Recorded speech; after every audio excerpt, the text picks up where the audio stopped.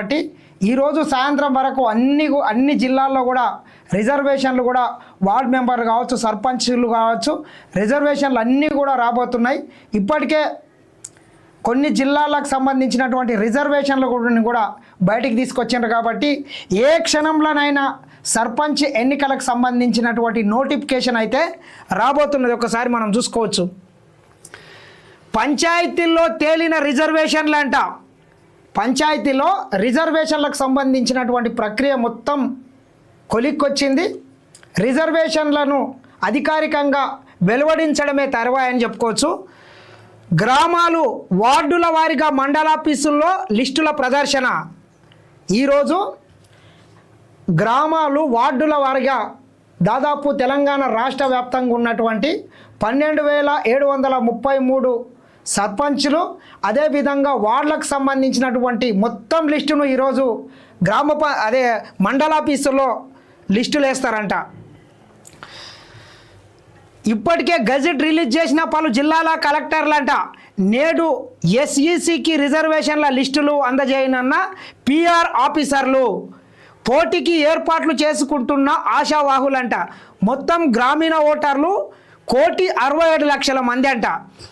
12,733 సర్పంచ్ స్థానాలకు 1,12,288 వార్డులకు ఎలక్షన్స్ 3 దశల్లో జరిపేందుకు ఎస్ఈసి సూత్రప్రాయ నిర్ణయం అంట. ఏవైతే ఎన్నికలు డిసెంబర్ 10 తారీఖు తర్వాత ఎన్నికలను నిర్వహించడానికి రాష్ట్ర ప్రభుత్వం ఏర్పాట్లు చేసుకుంటున్నది. ఎందుకంటే డిసెంబర్ 8, 9 తారీఖు తెలంగాణ రాష్ట్ర ప్రజాపాలన దినోత్సవాలు ఉన్నాయి. అదేవిధంగా తెలంగాణ రాష్ట్రంలో గ్లోబల్ సమ్మిట్ కూడా ఉన్నది. కాబట్టి 10 తారీఖు తర్వాత అంటే 11 తారీఖు మొదటి విడత ఎన్నికలను కూడా నిర్వహించడానికి అధికారులు అయితే అన్ని ఏర్పాట్లను అయితే చేసుకున్నారని మాత్రం చెప్పొచ్చు.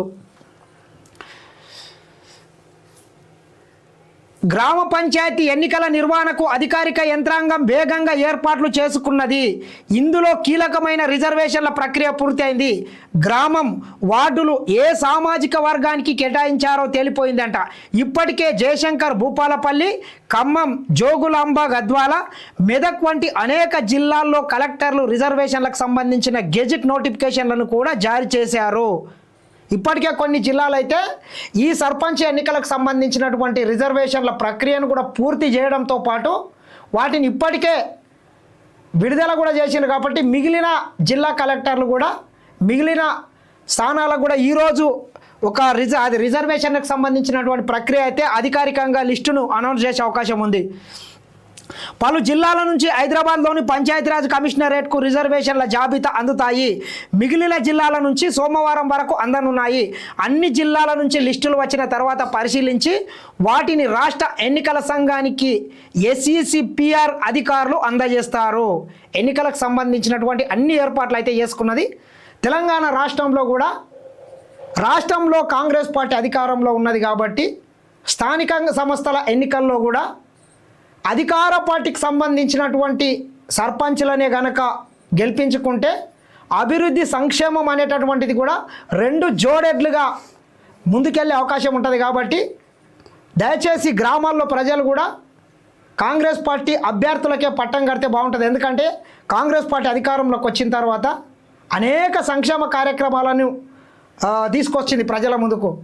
ఒక పక్క కల్వకుంట్ల చంద్రశేఖరరావు 10 ఏళ్ళు ఈ రాష్ట్రాన్ని దోపిడీ చేసి వేల కోట్ల రూపాయలు వాళ్ళు దాచుకొని ఈ రాష్ట్రాన్ని అధోగాతి కుక్కలు చింపిన ఇస్తరాకులాగా చేసినా కానీ ముఖ్యమంత్రి రేవంత్ రెడ్డి గారు రోజుకు 18 గంటలు పనిచేసుకుంటా విధ్వంసమైనటువంటి తెలంగాణ రాష్ట్రాన్ని ఒకటి సరిదిద్దుకుంటా ఒక సంక్షేమ సుభిక్షమైనటువంటి పరిపాలన అందిస్తున్నాడు. కాబట్టి ఆ రకంగా పంచాయతీ ఎన్నికల్లో కూడా అధికార పార్టీ అభ్యర్థుల్ని గెలిపిస్తే జూబ్లీహిల్స్లో ఏ రకంగా అయితే తీర్పు ఇచ్చిండ్రో దానికి రెట్టింపు ఉత్సవంతో గెలిపిస్తే బాగుంటుంది. ఒకసారి మా చైర్మన్ సాబ్ కూడా ఉన్నాడు, పోలేపల్లి ఎల్లమ్మ తల్లి టెంపుల్ చైర్మన్, ఆయనను కూడా అడుగుదాం ఎట్లా ఉంది రేవంత్ రెడ్డి గారి పరిపాలన.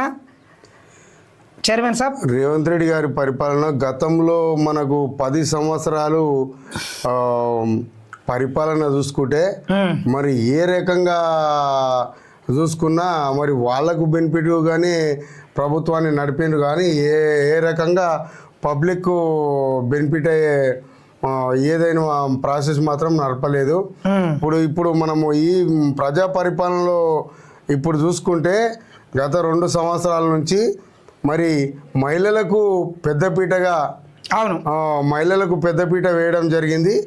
మహిళలను మరి అందరినీ కోటీశ్వరాలు చేయాలని కోటి మంది మహిళలను కోటీశ్వరులను చేయాలనే ఉద్దేశంతో మన ప్రియతమ నాయకులు ముఖ్యమంత్రి వర్యులు మరి రేవంత్ రెడ్డి గారు మరి దాన్ని యుద్ధ ప్రాతిపదికన ఈ యొక్క మహిళల గురించి ఆయన తీసుకొని మరి వారికి పెట్రోల్ బంకులు కానీ రైస్ మిల్లులు కానీ గోదాములు కానీ వాళ్ళకు పావుల వడ్డీ కానీ ఏ రకంగా చూసినా బస్సు కానీ చాలా బెనిఫిట్లు వాళ్ళకు కల్పించడం జరిగింది.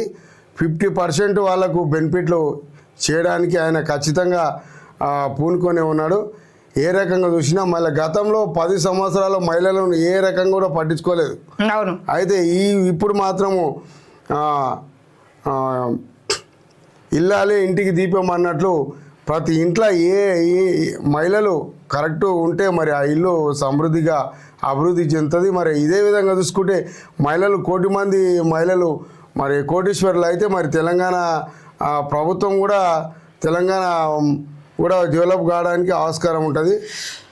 ఇప్పుడు ముఖ్యంగా చూసుకున్నట్లయితే ముఖ్యమంత్రి రేవంత్ రెడ్డి గారు మహిళలకు ప్రత్యేకంగా అనేక మహిళలనే ప్రతి విషయంలో మహిళలనే ముందుకు పెడుతున్నాడు. మా చైర్మన్ చెప్పినట్లు వాళ్ళకు పెట్రోల్ బంకులు కావచ్చు, అదేవిధంగా సోలార్ విద్యుత్తుకు సంబంధించినటువంటి వాటిని కూడా ఏర్పాటు చేస్తామని చెప్పొచ్చు. అదేవిధంగా మహిళలకు ఉచితంగా బస్సు ప్రయాణం కావచ్చు, 500కే గ్యాస్ సిలిండర్ కావచ్చు, ప్రతి పేదోనికి 200 యూనిట్ల కరెంటు బిల్లు కావచ్చు, ఇట్లా అనేక సంక్షేమ పథకాలను అయితే ముఖ్యంగా ఈ రాష్ట్ర ప్రభుత్వం మహిళల కోసం అమలు చేస్తుందని మాత్రం చెప్పొచ్చు. ఒకసారి అది అట్లుంటే ముఖ్యమంత్రి రేవంత్ రెడ్డి గారు ఈరోజు తన సొంత నియోజకవర్గం కొడంగల్ నియోజకవర్గంలో ఈరోజు పర్యటన చేయబోతున్నారు.